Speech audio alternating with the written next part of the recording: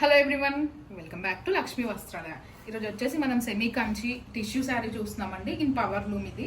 So మనకి all over sari వచ్చేసి ఇలా వచ్చిందండి.